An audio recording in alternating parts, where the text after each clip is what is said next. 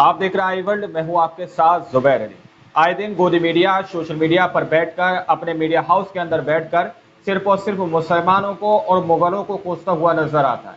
जहां पर गोदी मीडिया इस बात को समझाने में लगा हुआ है कि किस तरह से मुगलों ने भारत को लूटने का काम किया है, किस तरह से मुगल शासन के अंदर भारत को लूटा गया दोस्तों। लेकिन अब तस्वीर बीजेपी के राज के अंदर की सामने निकल के आ रही है कि किस तरह से बीजेपी के शासन में मंदिरों के अंदर से सोना गायब होता हुआ नजर आ रहा है दोस्तों। लेकिन गोदी मीडिया के मुंह से चू तक निकलती हुई नजर नहीं आ रही है। गोदी मीडिया के कान पर जू तक रेंगता हुआ नजर नहीं आ रहा है कि किस तरह से बड़े बड़े मंदिरों के अंदर से कई सौ किलो सोना गायब होता हुआ नजर आ रहा है। देखिए, वरिष्ठ पत्रकार हमारे साथ मौजूद है, रवीश कुमार सर जी, जिनकी रिपोर्ट है। आप लोग इस रिपोर्ट को जरा गौर से देखिएगा, क्योंकि रवीश कुमार सर की रिपोर्ट गोदी मीडिया के चेहरे पर एक जोरदार तमाचा है, जो सिर्फ और सिर्फ मुसलमान और मुगलों को अपने निशाने पर लाने की कोशिश करता है और उनको बदनाम करने की कोशिश करता है। इस रिपोर्ट को आप लोग शुरू से आखिर तक देखिएगा। नमस्कार, मैं रवीश कुमार। क्या केदारनाथ मंदिर में 228 किलोग्राम का सोना घोटाला हो गया है? ज्योतिर्मठ के शंकराचार्य स्वामी अविमुक्तेश्वरानंद ने यह आरोप लगाया है कि मीडिया इतने बड़े घोटाले को नहीं उठा रहा है। इसी समय केदारनाथ में पुजारी इस बात को लेकर आंदोलन कर रहे हैं कि दिल्ली में प्रतीकात्मक केदारनाथ धाम क्यों बनाया जा रहा है। क्यों उत्तराखंड के मुख्यमंत्री पुष्कर धामी ने दिल्ली जाकर भूमि पूजन किया है। इस तरह की आवाजें उठ रही हैं। हम भूमि पूजन पर आएंगे, लेकिन पहले 228 किलोग्राम सोना घोटाले के बारे में शंकराचार्य स्वामी अविमुक्तेश्वरानंद ने क्या कहा, उसे सुन लेते हैं। आप केदारनाथ में देखिए 228 किलो सोने का घोटाला हो गया। आप पत्रकार लोग क्यों नहीं उठाते हो? तो जब वहां पर घोटाला हो गया तो अब आप दिल्ली में केदारनाथ बना लोगे, वहां पर फिर दूसरा घोटाला करोगे। 228 किलो सोना केदारनाथ से गायब कर दिया गया। ये कहाँ का नियम है? क्यों नहीं उठाते हो प्रेस वाले इस बात को? आज तक कोई जांच तक नहीं बैठाई गई। 228 किलो सोना का घोटाला केदारनाथ में हो गया। कौन जिम्मेदार है? क्यों इस बारे में जांच नहीं होती है? क्यों भाई इस बारे में निर्णय नहीं होता है? और अब आप कहेंगे हम दिल्ली में ही केदारनाथ बना लेंगे, ये नहीं हो सकता। धर्म के नाम पर दिन रात नफरत फैलाने वाला गोदी मीडिया क्या वाकई इस मुद्दे पर चुप हो गया है? 228 किलोग्राम सोना कहीं से गायब हो जाए मामूली खबर नहीं। केदारनाथ मंदिर सीसीटीवी की निगरानी में रहता है। इस सीसीटीवी का कनेक्शन उच्च स्तर के कई अधिकारियों के दफ्तर में होता है। आईटीबीपी की सुरक्षा होती है। पहली बात है कि क्या वहां 228 किलो सोना लगा था, इसे ही सत्यापित करना चाहिए।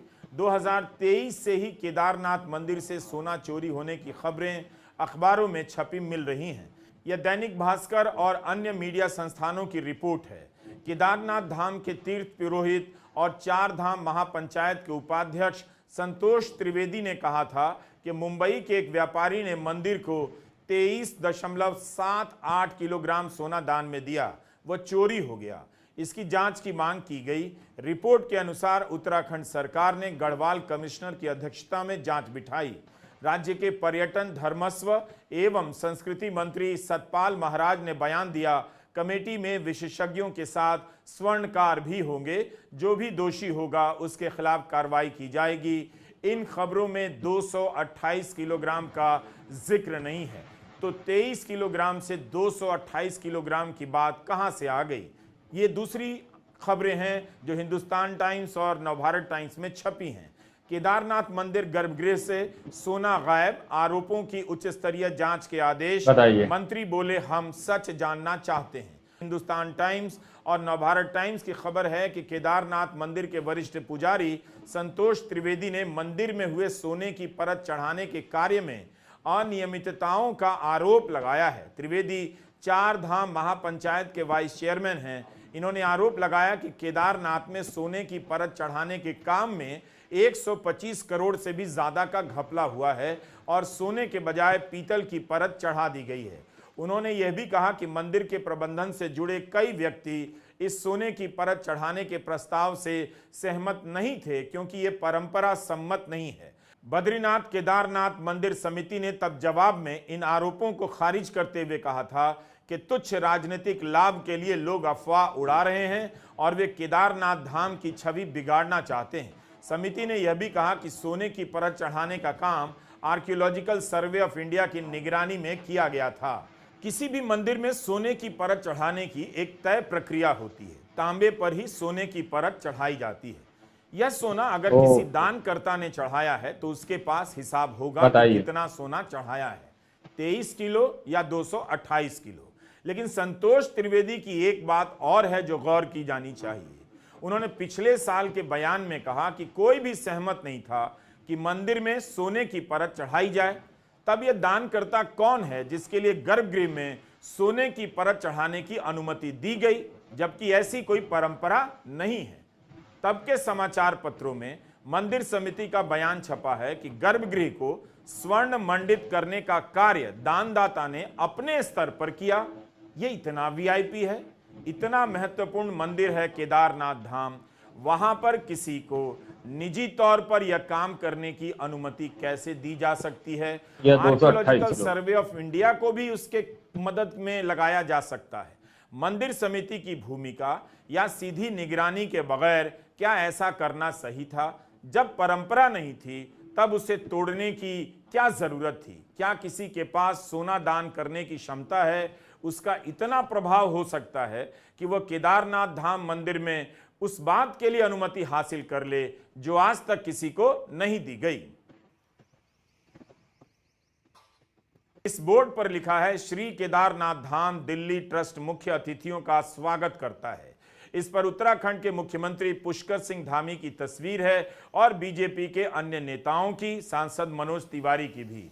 इस समय यहां शामियाना तो उतारा जा चुका है, बांस बल्लियां खोली जा रही हैं, लेकिन दिल्ली के बुराड़ी में इसी जगह पर 10 जुलाई को श्री केदारनाथ धाम मंदिर का भूमि पूजन किया गया है और इस कार्यक्रम में उत्तराखंड के मुख्यमंत्री पुष्कर सिंह धामी भी शामिल हुए। बुराड़ी में उत्तराखंड के लोग अच्छी संख्या में रहते हैं।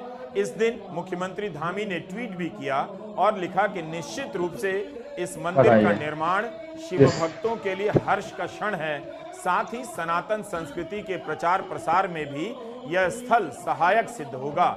यह मंदिर समाज को अध्यात्म एवं वर्तमान पीढ़ी को प्राचीन संस्कृति से जोड़ने के केंद्र के रूप में भी अपना योगदान देगा। आदरणीय प्रधानमंत्री श्री नरेंद्र मोदी जी के नेतृत्व में वैश्विक पटल पर सनातन संस्कृति की पताका फहरा रही है। हमारी डबल इंजन सरकार भी संस्कृति के पुनरुत्थान के लिए लगातार कार्य कर रही है। इस अवसर पर केंद्रीय राज्य मंत्री श्री अजय टम्टा बीजेपी जी भी उपस्थित रहे।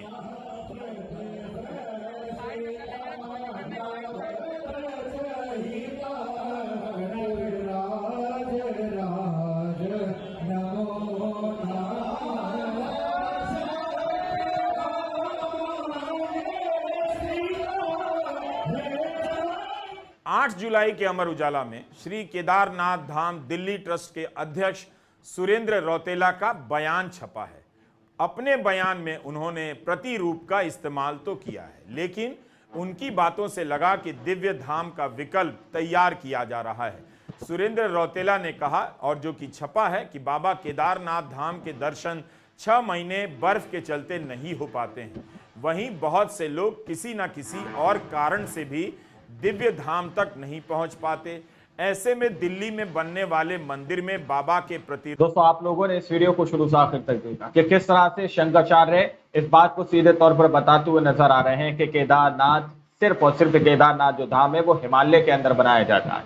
हिमालय के अंदर केदारनाथ स्थित है, केदारनाथ वही बनेगा, दिल्ली के अंदर बनाने की लोग बात कर रहे हैं। अब इससे एक सवाल ये सोशल मीडिया पर लोग उठाते हुए नजर आ रहे हैं। हमारा ऐसा कहना नहीं है, बल्कि सोशल मीडिया पर लोग ऐसा कह रहे हैं कि यदि आपके बाप कहीं दूर रहते हैं तो क्या आप जहां पर रहते हैं वहां पर अपने एक नया बाप बना लेंगे? इस तरह से लोग सवाल उठाते हुए नजर आ रहे हैं। हालांकि ये किसके लिए बात कही जा रही है ये नहीं पता, लेकिन सवाल ये केदारनाथ को लेकर उठाया जा रहा है कि किस तरह से शंकराचार्य कह रहे हैं कि केदारनाथ जो है हिमालय के अंदर बनेगा, हिमालय के अंदर बना हुआ है और इसकी जगहें स्थित हैं और इस जगहों के बारे में बता दिया गया है कि कहां पर केदारनाथ बनाना चाहिए। लेकिन लोग दिल्ली के अंदर ही केदारनाथ बनाने के लिए तैयार है। लेकिन सबसे बड़ा सवाल ये उठता है कि जो दिन रात गोदी मीडिया मुगलों को और मुसलमानों को ये बात बताने पर आमादा है या फिर ये बात कहने पर आमादा है कि मुगलों ने भारत को लूटा, और उससे पहले हमारे देश के प्रधानमंत्री नरेंद्र मोदी जी ये बताते हैं कि किस तरह से मुसलमानों को दूसरे समुदाय के लोगों की चीजों को छीनकर दे दिया जाएगा।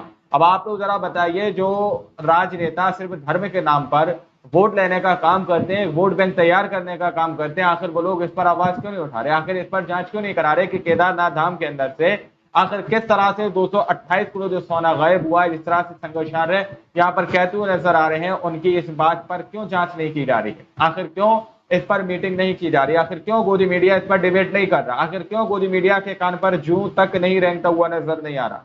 क्या उनके आगाओं की तरफ से उनको आदेश दे दिया गया है? यह सवाल बहुत बड़ा है अपने आप में।